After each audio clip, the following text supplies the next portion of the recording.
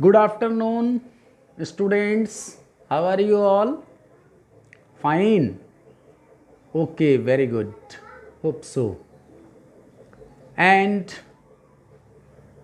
as usually it happens every day, this time the session of economics starts now. Okay. In the previous session, I had discussed about the economic problems of an economy, which are basically of three types called allocation of resources number 1, fuller and efficient utilization of resources number 2, and growth of resources number 3. Already we have discussed. So through this long discussion till now, we came to know that the problem of scarcity and choice making go together.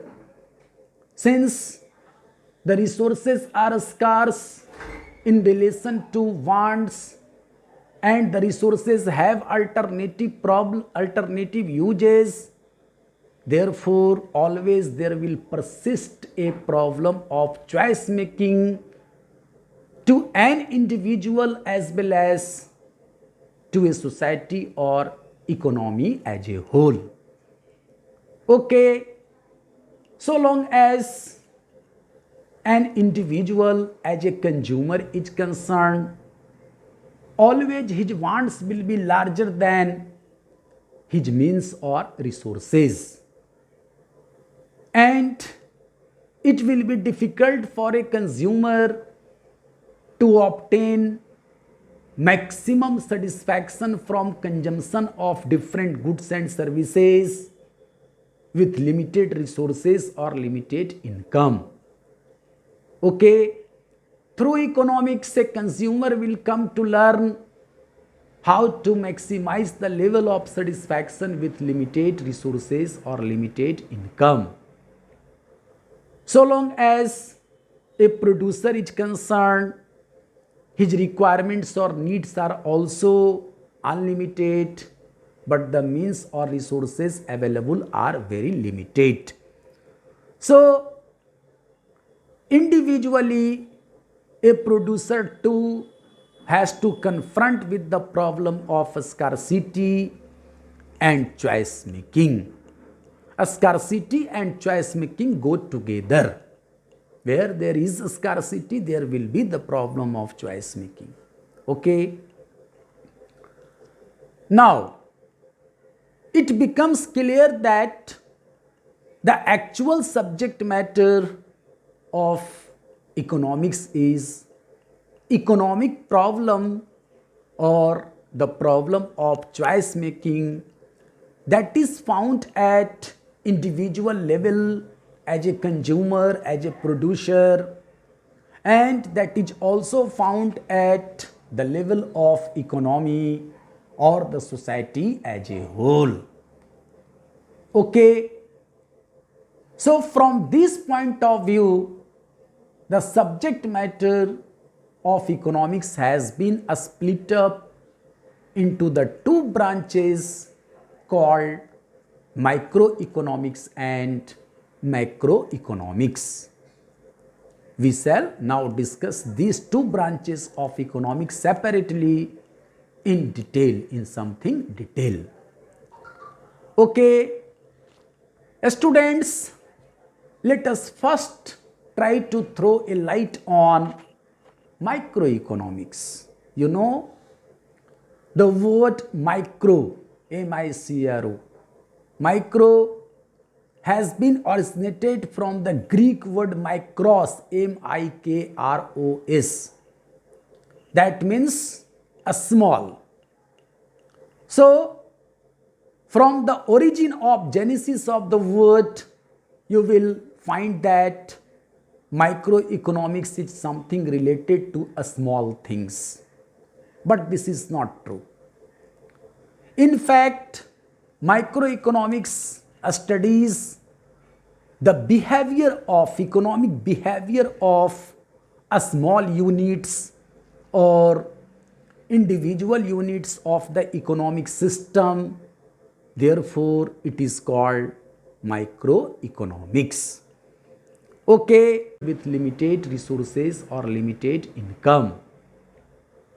So long as a producer is concerned, his requirements or needs are also unlimited, but the means or resources available are very limited. So, individually, a producer too has to confront with the problem of scarcity and choice making. A scarcity and choice making go together. Where there is a scarcity, there will be the problem of choice making. Okay.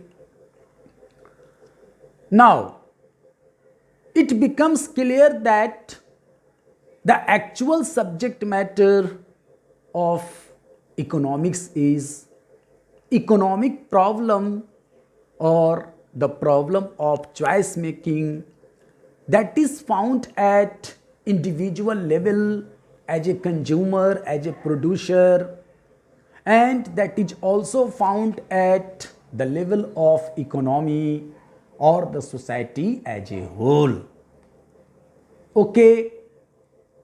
So from this point of view, the subject matter of economics has been split up into the two branches called microeconomics and macroeconomics.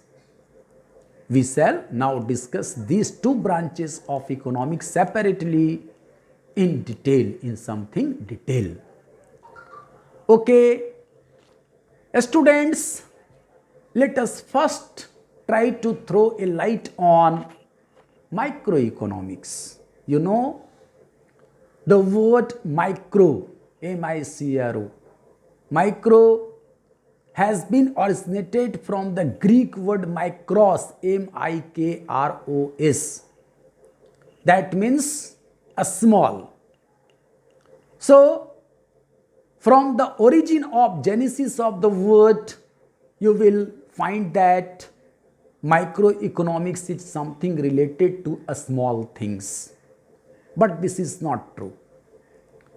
In fact, microeconomics studies the behavior of economic behavior of a small units or individual units of the economic system. Therefore, it is called microeconomics. Okay, friends, microeconomics is that branch of economics which deals with the behavior of individual units of the economic system or a small unit of the economic system. As for example, under it we study the behavior of an individual consumer, the behavior of an individual producer, the price output determination of an individual firm, etc. we discuss under microeconomics. So long as the other branch of economics, and that is macroeconomics, is concerned, the word macro has been originated from the Greek word makros, M-A-K-R-O-S. That means large. So from the origin of genesis of the word, you will find that macroeconomics in fact is the large economics. But in fact, macroeconomics is that branch of economics which deals with the larger units of the economic system, or it studies the economic system, the economy as a whole. As for example, in macroeconomics, we study aggregate demand, we study aggregate supply, we study inflation, deflation, determination of income and employment, and so many other aggregates or larger units of the economic system are studied in macroeconomics. Okay, so this is the basic difference between micro and macroeconomics, that microeconomics studies the behavior of individuals, whereas macroeconomics studies the behavior of aggregates. Okay, now the second important difference between microeconomics and macroeconomics is that microeconomics deals with partial equilibrium, which means it assumes other factors to be constant while explaining the relationship between the two variables. On the other hand, in macroeconomics, we deal with general equilibrium. Okay, in macroeconomics, we study the price and output determination of an individual firm only, but in macroeconomics, we study the determination of income and employment in the economy as a whole.